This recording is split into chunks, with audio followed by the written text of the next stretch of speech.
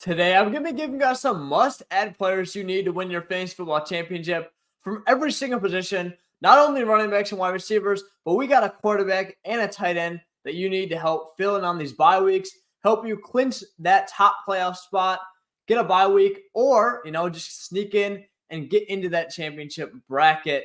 But let's start things off with a wide receiver that you need to have, Demario Douglas, who's only rostered in 27.2% of leagues. Now, I hate this Patriots offense. I don't think Douglas is a phenomenal talent, but there's no one else even healthy in this receiving room in New England.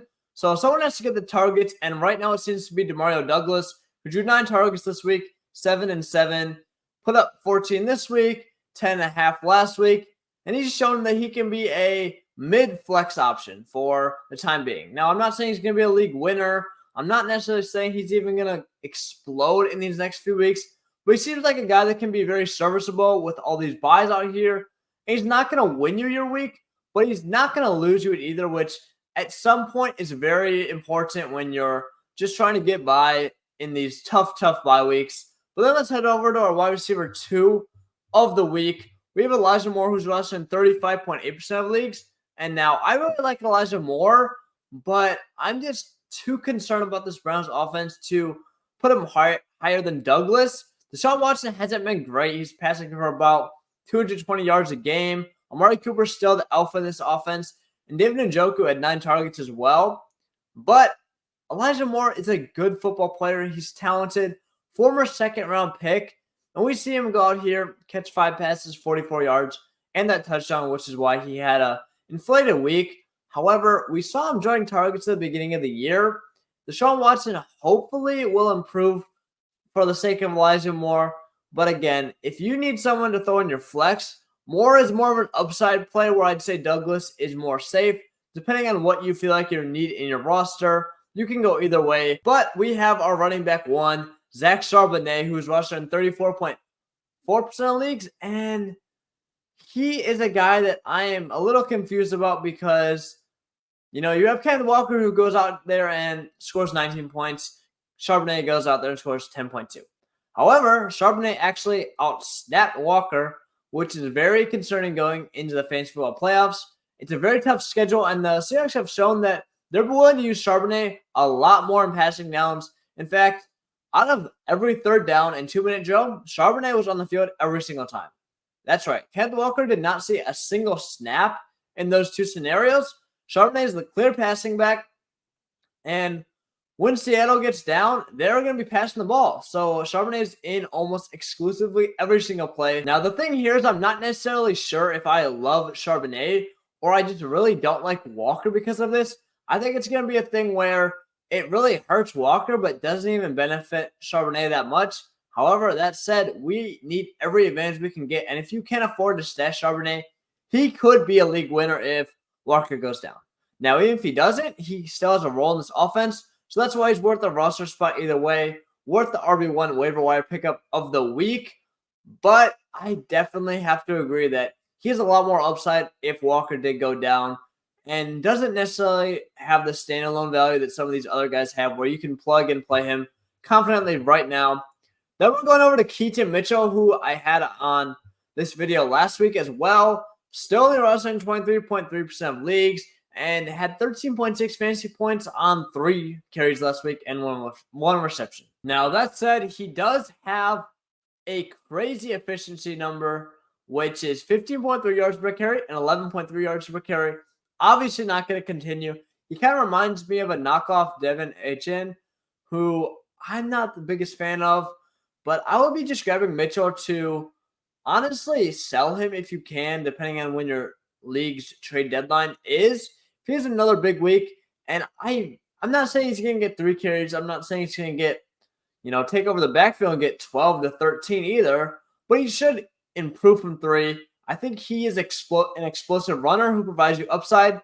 But again, if you have a space, I would be stashing Elijah Mitchell out there just so you can hopefully, I hate to say it, but if you're an Elijah Mitchell owner, it's kind of the same scenario. You only have him because he's viable if someone goes down in front of him. If Gus Edwards, Justice Hill goes down, Keaton Mitchell is much more fantasy relevant. However, standalone, I'm not sure he has the workload. He's in a 3-man committee, and he's just not getting the same type of volume that these other running backs have that you can even start at that point. But then let's head over to the tight end who we had last week as well, Cade Otton. Now, out of all these guys, he's really the only guy that has disappointed. Had 3 points last week, but he had 6 targets in week 8, had 9 in week 9, only 3 this week. It was a bad game from Otton, I'll admit it. But you can get him for cheap. I wanted to have Trey McBride on here, but obviously he's rostered in over 50% of leagues now. Otton's a cheap guy that you can have. The tight end position is still very, very bad at the bottom end of the barrel. And if you're chasing someone, I would recommend going after Otton. The Buccaneers are going to be throwing the ball a lot with Baker Mayfield. They have a relatively tougher schedule going forward outside of, Houston and Tennessee aren't two great teams. Weren't necessarily forced to throw the ball almost every play like they were with Buffalo, which actually helps out Otton a ton. But Otton's a solid talent. I really like him, and he's drawing targets for the most part, which you can't say about most of these tight ends that are, tight end 12, tight end 13, tight end 14, around that range. So I think Otton definitely makes a lot of sense if you need a plug and play. He's a guy that can go out there and draw consistent target share for the most part. Now he did drop a dud. Again, I understand. But we're going to our QB of the week, and that's Josh Dobbs, still rostered in 38.9% of leagues. Again, this is the guy that we had on our list last week. So please check out these videos. I'm going to be going over these videos because I know a lot of you guys haven't seen last week's video and still want to see if, X player is still under 50%, still relevant to pick up. But yeah, Josh Dobbs is still that guy, still relevant to pick up. You see the stat line, 24.92 fantasy points week 9, and then 10, he scores 25.12. He somehow gets even better than that. He is a low-end QB1 in my opinion. I had him as my start of the week in my fantasy football article, so a little pat myself on the back. Good play by me. I really like Dobbs. Just a fantastic situation. He's actually second in the NFL in rushing yards by a quarterback, which is unreal. You would never think of that if you thought of the name Josh Dobbs. But just because he doesn't have the name value doesn't mean you should be undervaluing him. Definitely go pick him up if you don't have one of these top quarterback options. You need a streamer. Go grab Josh Dobbs. And Josh Jefferson is coming back as well, which is going to make this offense even better. Please grab Josh Dobbs. He is probably my favorite waiver wire at this point in the season, where if you don't have a quarterback and Josh Dobbs is out there, he could honestly make all the difference. And I'm going as far as to say as I honestly wouldn't even be surprised if he finishes higher than Kyler Murray, who is being touted as, the league-winning fantasy football playoff savior at the quarterback position. I think Dobbs could honestly be better than that. But let's just go into who you should drop to make room for all these guys.